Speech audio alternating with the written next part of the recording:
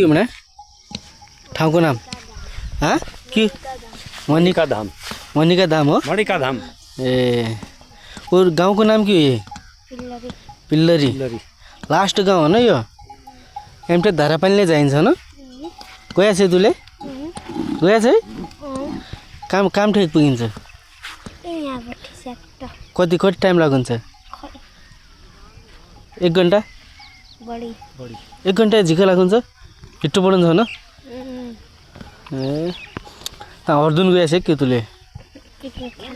picnic खान गए है ए ठिक छ खसीलाई धेरै माया गर्नुहुन्छ के हो आज यो लगेर काट्यौँ ल भाइ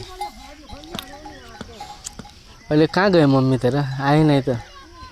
धेरै टाइम भयो हो जहाँ छ नि